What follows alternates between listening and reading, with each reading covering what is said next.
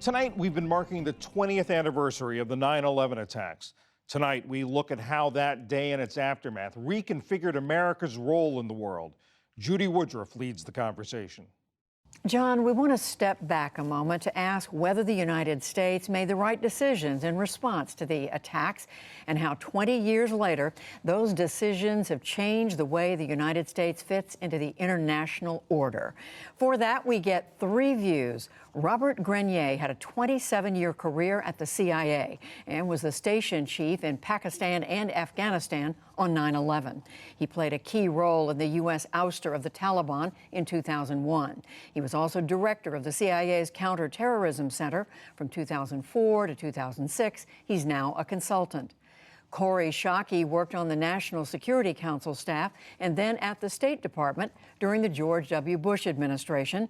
She's now Director of Foreign and Defense Policy Studies at the American Enterprise Institute.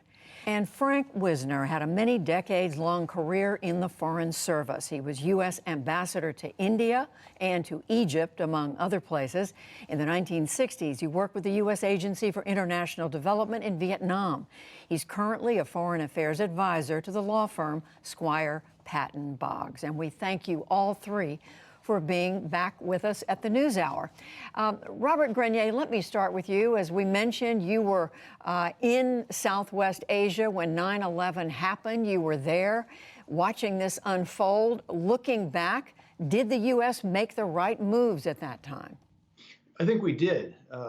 We often talk about the U.S. invasion of Afghanistan. In fact, it really wasn't an invasion at all. We only had a few hundred special forces operators and intelligence officers who were on the ground in Afghanistan, very importantly aided by U.S. close air support. But we came in very much with the idea that we needed to aid anti-Taliban Afghans to take charge of their own future. We departed from that model very seriously later on, but I think that we started out in the right way. And Kori Schake, you, as I mentioned, joined the Bush administration, but it was after 9/11 when you did. Reflecting on that time, were the right decisions made? You know, I think we made a lot of mistakes, actually, because we were acting out of fear. My strongest impression joining the Bush White House after September 11th was how fearful senior policymakers were that they hadn't kept America safe. And because we didn't understand the dimensions and even the nature of the threat we were facing, they made choices that were large and imprecise, and only after we understood better what the nature of the terrorist threat was did we become more careful and more precise. And I think those early mistakes really cost us. But the initial mistake, the decision to go into Afghanistan, and then not long after into Iraq. I don't think the decision to go into Afghanistan was a mistake, but I do think the decision to invade Iraq was a mistake of historic proportions. Well, we can talk about that a little more. Frank Wisner, with the benefit of hindsight, what does it look like to you, whether there was wisdom in what the United States was doing at the time? Well, I think as we look in hindsight, you're quite right to put it in that perspective, and the two previous remarks underscore the fear that we entertained as a nation. But I think I add one other point that's worth reflecting on, and that is a sense of arrogance, a sense that the United States could do what we ended up doing in Afghanistan, a sense of hegemony on the world stage coming out of the Cold War. And that lack of restraint, lack of sense of having to work in an international system meant that we were unleashed to act on our own. And that led to many of the mistakes that followed. Robert Grenier, from your perspective, was there a sense at the time that that there was almost a hubris, an overconfidence on the part of the United States? I think if we look at this over the span of 20 years, I very much agree with Ambassador Wisner that our reaction ultimately was disproportionate, that rather than aiding Afghans in a direction that we hoped would redound to our own interest as well, we essentially took over the entire endeavor. Afghanistan became too important to leave to Afghans.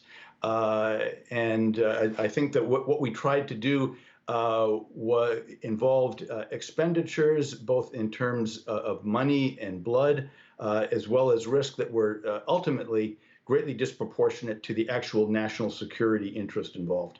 Frank Wisner, I want to broaden this out to ask the three of you about what this experience of 9/11 has led to for the United States 20 years later.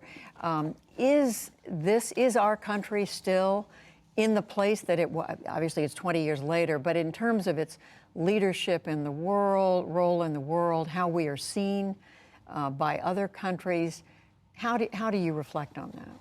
Well, I reflect on it with some deep I feel very disturbed about it. I look back at these 20 years and I see our own domestic culture of tolerance having been eroded. I see a breakdown in our politics, which the war on terror certainly fed into. The trillions of dollars spent, not spent on public health and education and infrastructure in this country. I think we took our eye off the ball as China began to rise on the world stage, and we didn't react to that in time. And then we put ourselves in a position where we were a threat to the sovereignty of nations in the Middle East, where Muslim opinion in particular reacted negatively. So as we take a step back and look at it, the standing of the United States in the world today is diminished. And while that is the result of secular changes over many decades, the 9/11 response, the war on terror response, the way we went about it, that has significantly contributed to where we stand today, and we stand in a diminished place. Kori Schake, do you see it the same way? The United States is diminished from what it was in 2001? I think that's true internationally. I think we squandered an enormous amount of goodwill.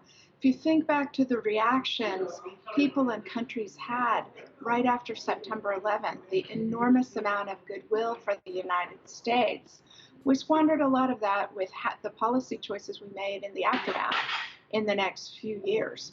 And we dramatically underestimated how much soft power, the magnetism and attractiveness of American society really affect international attitudes about us. And it's very much in our national interest to rebuild that goodwill, because it makes everything we are trying to do in the world less expensive and easier.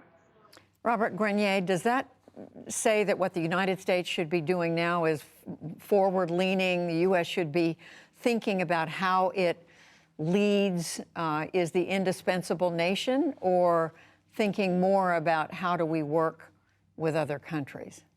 Well, I would say both. I don't subscribe to the view that somehow the U.S. is completely discredited on the world stage. Obviously, I think we have diminished in terms of our image, but we remain the indispensable nation. There are things that we are doing that need to be done in the world that, frankly, only the United States still can do. I think it's most important, however, that we do it in conjunction with others. And I think withdrawing from the world is a big mistake. I think we need to remain engaged and very much as a leader working in concert with allies and like-minded countries. We're no longer the dominant power that we were even coming out of 1989 and the end of the Cold War. We are one nation, a leading nation, a nation with huge purpose and huge resources, but one among many. And we have to balance our interests with our capabilities and recognize in a multipolar world, we have to build alliances and have to come to terms with adversaries. That's the big challenge before Americans today as they readjust their view of the world and our place in it. So finally, Robert Grenier, in terms of lessons learned, what the U.S. needs to lessons the U.S. needs to have absorbed from the terrible experience of 9/11, what would that be? What is top of mind for me is that we have to be aware and cognizant of the limits of our own power, what we can reasonably accomplish and to have the discipline and the wisdom to recognize those limits and to act accordingly. And Kori Schake, lessons? We ought to have more perspective, keep things in perspective, and have a longer term horizon for sustaining an international order that's very much in the interest of American security and prosperity. And by overreacting to the terrorist threat of 9/11, we squandered a lot of American strength. And Frank Wisner, you get the last word on this question about lesson. We need to be very careful, apply ourselves within strictly defined objectives, be careful that we use military force only as a last resort, that we have a preference for political, diplomatic, and intelligence, as well as economic tools as we make our way in the world. But we do not lead with our military force. Frank Wisner, Kori Schake, Robert Grenier, we thank you all so much for being with us. Thank you.